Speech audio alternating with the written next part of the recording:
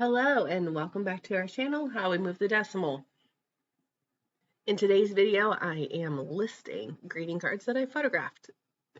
And as previously stated in my other videos, I do bulk, so I will spend a weekend photographing, and then I will just list everything I've photographed in that weekend. And I can spend over the weekend, probably about 8 hours a day photographing, so maybe 16 hours total, maybe a little more.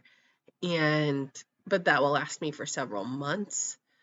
I still have stuff that I have not listed that I photographed from back in August, and it is November, so it does last a while. This is me being an adult and forgetting to count the cards when I was making the listing. So I'm having to go through the picture and count the cards while not wearing my glasses. So that's awesome. I couldn't do it on the big picture. I couldn't figure it out. So I am going through picture by picture, counting the cards by cards. So learn from my mistake. If you are listing large lots of cards, count them out and put them in the title when you make the photos. I was doing something a little different than I normally do, and I was taking photos with my phone and saving them in drafts. And I normally take photos with my camera and then just save the photos to my computer, but I wanted to get these up fairly quick, so they kind of jumped the line, and they got photos taken with my phone. My phone is old. It's not great. It does what phones need to do, and I'm semi-attached to it. And I don't know if you guys get attached to it too, like attached to electronics, and when it's time to trade them out and get new electronics, get super sad about it because it's like you've customized it, you made everything your own. Half of my screen lights up brighter than the other half. My phone is, not great. I think I'm an Android user, so I don't use Apple, but I think I am 13 versions behind the current version of my phone, so it is a bit old, but I am attached to it. So I'm listing these greeting cards. I didn't write down the details I normally would. I don't know if it's because I was listing it on my phone and I was just taking pictures. I absolutely cannot stand making a listing in the app. I can't. I'm old. I've come to the conclusion electronics are not my thing. I have to list on my desktop. However, I'm okay with taking pictures and saving the pictures on there if I need to. I hate it. And my husband, who does list on the eBay app, every once in a while has me go in on the laptop and correct things or change things around that the eBay app is being stubborn about. And every once in a while, the eBay app will get glitchy or stubborn, about specifically what issues we've had recently is pricing and shipping. So my husband will make the entire listing and he'll be like, okay, I saved it in drafts. Can you go in and update the shipping? Because the shipping was just not doing well. Also, side note, look at your shipping. I had someone buy slides for me and they're like, why is shipping $35? I had no idea why shipping was $35.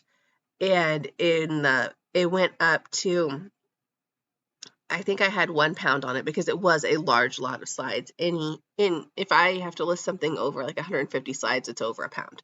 So I did have it going priority, and I'm like, where are you located? I mean, I'm in the Midwest, so priority shipping is pretty reasonable no matter where I ship it because I'm in the middle. And I personally love global shipping that just has to get it to Kentucky because I'm like, hey, I can do that. We can probably get it to Kentucky in a couple hours. But I couldn't figure out why, and I went in there, and instead of 1 pound, it had it being 14 pounds. There's no way these slides were 14 pounds, and I don't know why. I don't know if I mislisted that, but the 1 and 4, they're close together on the number pad on the keyboard. Maybe it was my error, but I noticed it on multiple listings. So be aware, go back and look at your weights. Luckily, this was a repeat buyer of mine and it didn't scare him away. He just messaged me and I was like, oh my gosh, I don't know what's going on with this. So I went in and changed it and he was much happier with $8 shipping than with $35 shipping.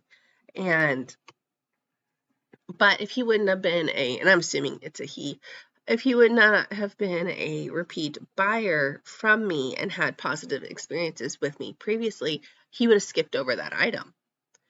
So be aware of that. Check your listings. Again, like I said in previous videos, do inventory at least twice a year.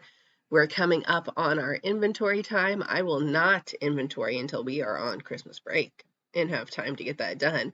Like I've said in previous videos, I am hitting the busiest part of my job for me is coming up very quickly.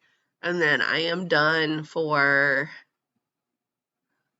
a month, a little over 4 weeks. So that's really nice. Granted, I'm not done. I mean, I still have to do work stuff. I just don't have to physically go into work for 4 weeks, which is nice, but it's always new and different. So be aware, check your listings. I couldn't believe it. A bunch of my listings were showing different weird returns on them too. A bunch of my listings went to free shipping, and I know for a fact I do not use free shipping. I don't even have a shipping policy for free shipping.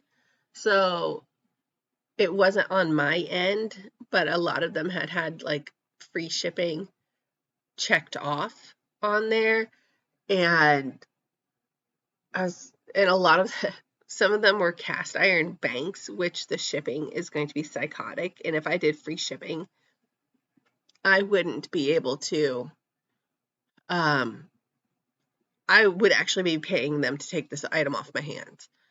Because for a lot of people, the shipping was actually more than the price of the item. So I was not a fan of that. And I went through, and I want to say out of my 600, give or take, listings, only about 10 of them got flipped to free shipping, but of those 10, 3 would have been catastrophic for me, free shipping wise.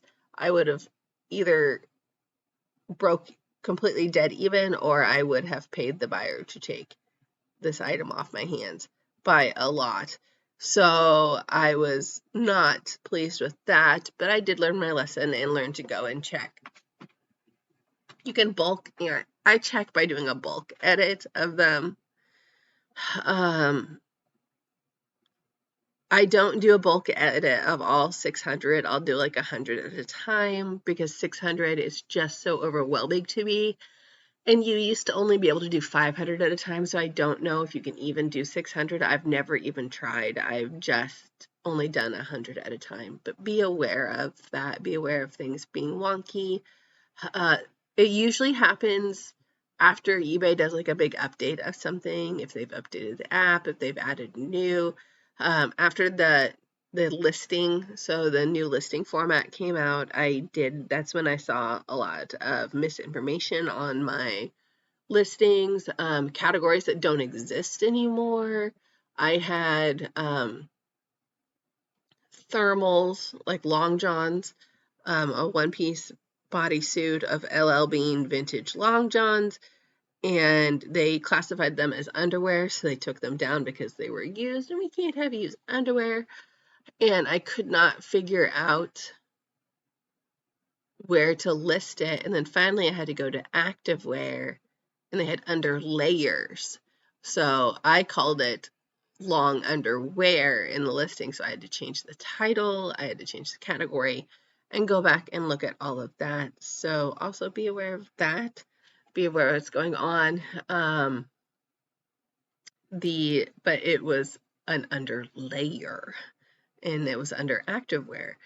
And then some things went from not being unisex anymore, and you had to go and specifically say they were unisex. That is a new, I don't have it on here because I'm listing greeting cards, but that is also a new category where it says like department, men, women, or unisex now. And some of the things that I had to go in and manually put as unisex.